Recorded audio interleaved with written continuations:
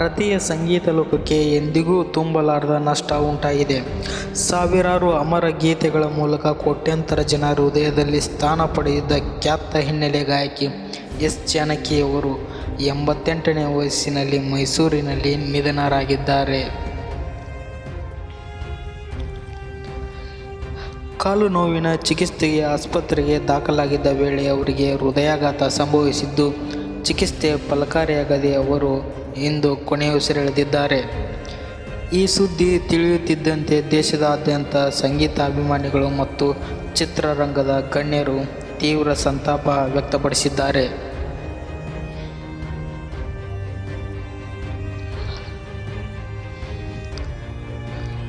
ಭಾನುವಾರ ಬೆಳಗ್ಗೆಯಿಂದ ಮೈಸೂರಿನ ಮಹಾರಾಜ ಕಾಲೇಜು ಆವರಣದಲ್ಲಿ ಅವರ ಪಾರ್ಥಿವ ಶರೀರವನ್ನು ಸಾರ್ವಜನಿಕರ ಅಂತಿಮ ದರ್ಶನಕ್ಕೆ ಇರಿಸಲಾಗಿದ್ದು, ಸಾವಿರಾರು ಅಭಿಮಾನಿಗಳು ತಮ್ಮ ನೆಚ್ಚಿನ ಗಾಯಕಿಗೆ ಅಂತಿಮ ನಮನ ಸಲ್ಲಿಸುತ್ತಿದ್ದಾರೆ.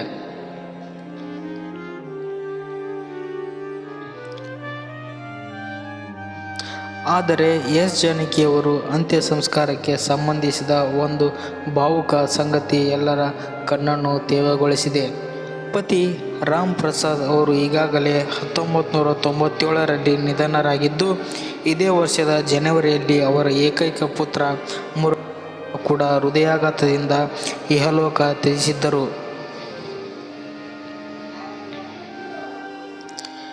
ಹೀಗಾಗಿ ಕುಟುಂಬದ ಪರವಾಗಿ ಅಂತಿಮ ವಿಧಿವಿಧಾನಗಳನ್ನು ಅವರ ಮೊಮ್ಮಗಳು ನೆರವೇರಿಸಲಿದ್ದು, ಚಿತೆಗೆ ಅಗ್ನಿಸ್ಪರ್ಶ ಮಾಡುವ ಜವಾಬ್ದಾರಿಯೂ ಅವರ ಮೇಲಿದೆ.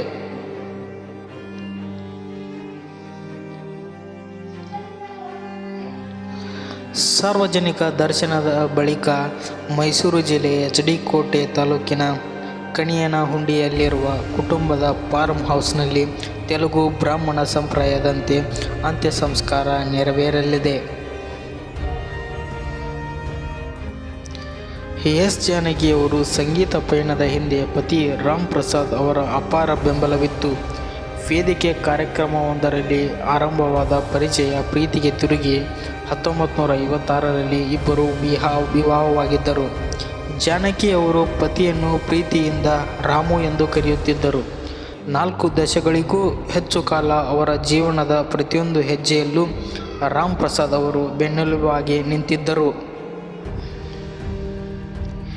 ಇನ್ನು ಅವರ ಏಕೈಕ ಪುತ್ರ ಮುರಳೀಕೃಷ್ಣ ಕೂಡ ಕಲೆ ಮತ್ತು ಸಿನಿಮಾ ರಂಗದ ಮೇಲೆ ಅಪಾರ ಆಸಕ್ತಿಯನ್ನು ಹೊಂದಿದ್ದರು. ಭರತನಾಟ್ಯದಲ್ಲೂ ಪರಿಣಿತಿ ಹೊಂದಿದ್ದ ಅವರು ಈ ವರ್ಷದ ಆರಂಭದಲ್ಲಿ ಹೃದಯಾಘಾತದಿಂದ ನಿಧನರಾದರು. ಮಗನ ಅಗಲಿಕೆಯ ನೋವಿನಿಂದ ಹೊರಬರಲು ಪ್ರಯತ್ನಿಸುತ್ತಿದ್ದ ಜಾನಕಿ ಅವರು ಕೇವಲ ತಿಂಗಳಲ್ಲಿ ಇಹಲೋಕ ತ್ಯಜಿಸಿರುವುದು ಕುಟುಂಬದ ದುಃಖವನ್ನು ಮತ್ತಷ್ಟು ಹೆಚ್ಚಿಸಿದೆ.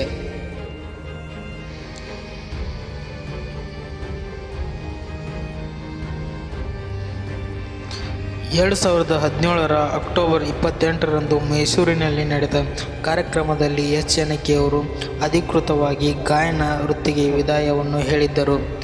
ಮಲಯಾಳಂ ಚಿತ್ರದ ಅಮ್ಮ ಪೂವಿನಂ ಎಂಬ ಜೋಗುಳ ಗೀತೆ ಅವರ ಕೊನೆಯ ಬದುಕಿನ ಹಾಡಾಗಿ ಉಳಿದಿದೆ.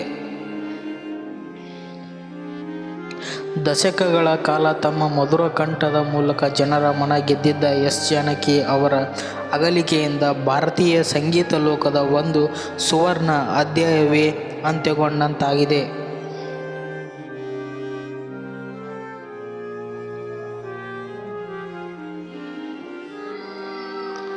ಅವರ ಹಾಡುಗಳು ಸದಾ ಜೀವಂತವಾಗಿರುತ್ತವೆ, ಆದರೆ ಆ ಮಧುರ ಧ್ವನಿ ಮತ್ತೆ ಕೇಳಿಬರುವುದಿಲ್ಲ. ನಮಸ್ಕಾರ.